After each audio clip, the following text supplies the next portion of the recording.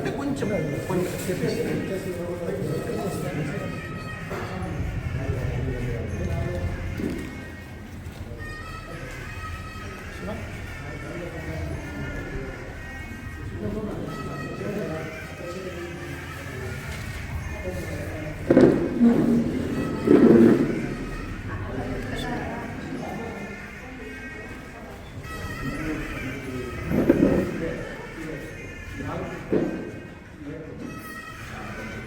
చరిత్ర మనం చెప్తున్నామా చెప్పవలసిన అవసరం ఉంది అంటున్నాను.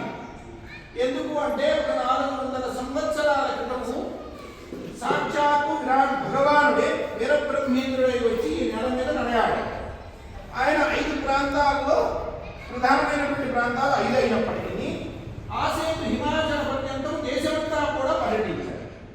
పర్యటించినటువంటి క్రమంలో నవాబులు గొంతు మీద కత్తి పెట్టి మతం మారుస్తున్నటువంటి సమయంలో కూడా తన మహత్త చేత తన యొక్క తాత్వికమైనటువంటి జ్ఞానం చేత వారిని సరైనటువంటి దారిలో నడిపించి తన పాదాల దగ్గర కూర్చొని బ్రహ్మంగారు చేశారు. మాదిగ కక్కయ్య, ఉదయకుల సిద్ధయ్య, గలవరెడ్డి అచ్చమ్మ, క్షత్రియుడైనటువంటి ఆనంద భైరవయోగి, బ్రాహ్మణుడైన అన్నాజయ్య, ఈ కులము ఆ కులము అని లేదు, ప్రతి కులములోనూ జయజనాయనికి భక్తులు.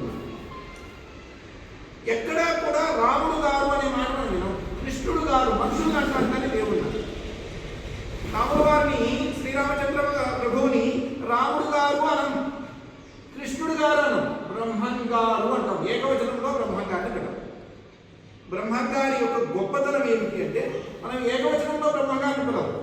ఎక్కడ గౌరవంగా పిలుచుకుంటామో అక్కడ కొంచెం వేరుకుంటుంది, కొంత భయం ఉంటుంది, అంత చనువు ఉండదు, దగ్గరికి వెళ్ళడం కష్టం.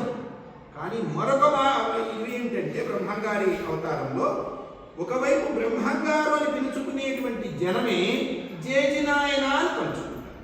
అవునా కాదు? జేజినాయన, మనకి రాయలసీమలో జేజినాయన అంటే